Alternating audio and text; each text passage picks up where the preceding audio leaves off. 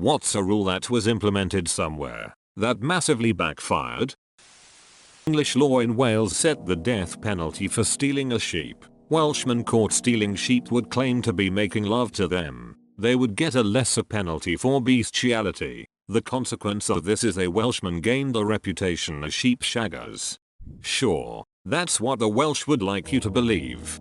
I got to lettuce bang before I thought, this experience feels familiar somehow, and looked at the username. Feels like a while since I saw fresh u/Vargas in the wild. I was expecting someone to get thrown through an announcer's table. Alcohol bans at college football games has led to increased intoxication problems because fans are loading up before going in the stadium. Universities love to luck up with alcohol-related things. My university decided to pull over campus buses on weekend nights and give out tickets to drunk passengers, as well as look out for walking drunks. The following month had more DUIs than the entire previous year. Everyone's excuse was they were scared to walk or take the bus, so they drove. What right did they have to ticket drunk passengers or walkers? Is it illegal to be drunk? I mean, it might be on campus, but the buses surely don't count, right? What right did they have to ticket drunk passengers or walkers? Is it illegal to be drunk? It falls under public intoxication in some areas. I'm wondering if OP is from Oklahoma because that's a very common arrest here. Assuming their laws are similar, it's illegal to have any amount of alcohol in your system anywhere that's considered public. This includes being a passenger in a vehicle and anywhere visible from a public road or property. This means you can literally be arrested for drinking in your own yard or on your porch. When I was in school, the cops would question anyone they saw outside smoking after dark to find if they had anything to drink that night. They would also break up parties and force people to leave so they could make easy arrests right there. At one point they were even pulling over the taxis leaving the bar just to arrest the occupants. Thankfully the taxi and bars banded together and threatened a lawsuit and they backed off. The result is that literally everyone I know who drinks also drives, even if it's just a few blocks. Walking late at night is pretty well a guarantee of being stopped. Last summer in Sweden, bus drivers in some counties started wearing shorts due to the heat wave. After being denied to continue doing so by management, they started wearing skirts instead. Dress code policies ban shorts, but not skirts. This happens a lot every summer in UK schools. Boys turn up in shorts, get told to go home because it's not allowed, so groups of them go in skirts because there isn't a rule about those. Normally gets printed in the local paper and sometimes picked up by bigger outlets. Gets the school some bad publicity and they usually change the rules to allow shorts. Really odd that lads can't wear shorts. They work just fine with a school uniform. Just William springs to mind.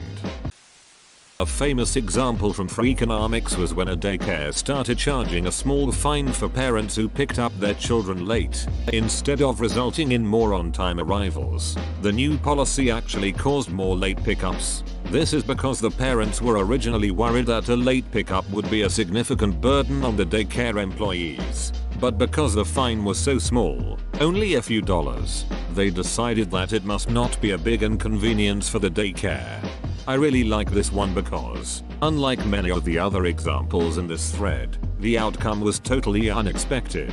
Increasing the cost of being late caused more people to be late. That seems to contradict basic laws of economics. But, of course, the twist being that guilt is a really powerful motivator that disappears if you allow people to pay to no longer feel guilty. Guilt is a really powerful motivator that disappears if you allow people to pay to no longer feel guilty. Yeah, my behavior econ class taught that humans view monetary and non-monetary transactions differently. Introducing money can completely change people's behaviors. For example, paying people to donate blood actually reduces blood donations.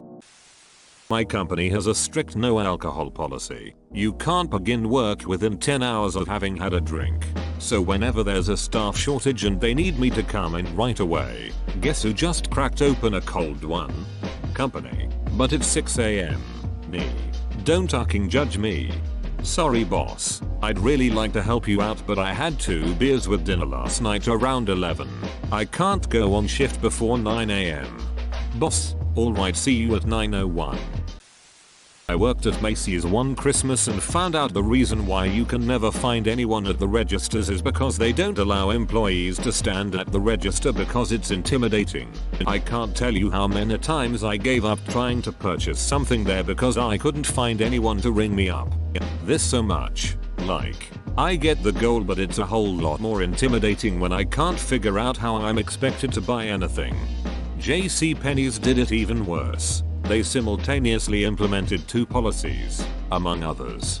Get rid of registers so sales staff would check you out on the spot, and have employees wear plain clothes to seem more accessible. The result? Predictably, nobody could figure out how to check out. Edit. Added citation here. Edit 2. Fixed link. My institute banned those sites in its Wi-Fi. Most people weren't tech savvy enough or bold enough to ask how to bypass it. Then the institute banned Facebook. Everyone learned using proxy in matter of days. Let's just say the servers were under heavy pressure then onwards. They have blocked Instagram, Facebook, Twitter etc. at my work. Only issue is we're a software development firm, so we all know what a VPN is and how to use it. Edit. Thank you for the silvers, kind strangers. My company is big on pushing engagement via Twitter. Only problem? Twitter is blocked for being social networking. Perfect. I love it. Also, the infamous Barbados vs Grenada soccer match. The organizers of the 1994 Caribbean Tournament Cup had a rather odd change to the rules for extra time. If a game was still drawn at full time, it would go to extra time, but the first goal scored would win. This is perfectly normal, the golden goal rule. What was different is that they ruled that winning this way would count as having won by 2 goals for the purpose of tournament qualification, instead of just 1. Barbados went into a match against Grenada needing 2 goals to qualify for the main tournament. If they lost, or won by only 1 goal, Grenada would qualify instead. Under the regular rule, this would mean that if the match went to extra time, there would basically be no point Barbados playing, because even if they scored, they would only win by 1 goal and not qualify, but the 2-point rule would motivate them to play on. Sound good? Well, you might be able to guess what happened. The match looked like it was about to end with Barbados 2-1 Grenada, a win for Barbados, but not the 2 goals they needed. So Barbados deliberately scored an own goal in the last few minutes of the match, making the score 2-2, hoping to trigger extra time and a chance to score the magic 2-value goal.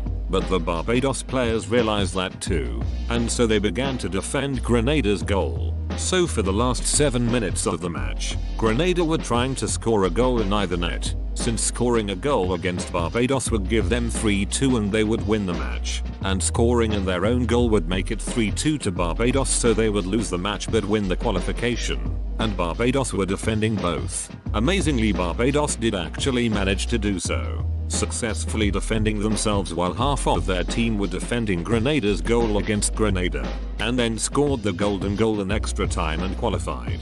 I'm really happy I scrolled down this far because this is funny as shit. My work has an infraction system. If you're a minute late, that's half a point. If you're up to 4 hours late, that's half a point. So if you're going to be a minute late, you might as well be 4 hours late because it's the same penalty. Edit. For those who keep pointing out that you would miss 4 hours of pay, I know. My work is weird and lets you fill in missing time with PTO at the end of the work week. We also don't get sick days, so you have to take PTO if you are sick, and even then you're likely to get points because you called in less than 24 hours before your shift starts. It's not an issue if you get half a point and don't get another for 6 months because the first one will have fallen off by then.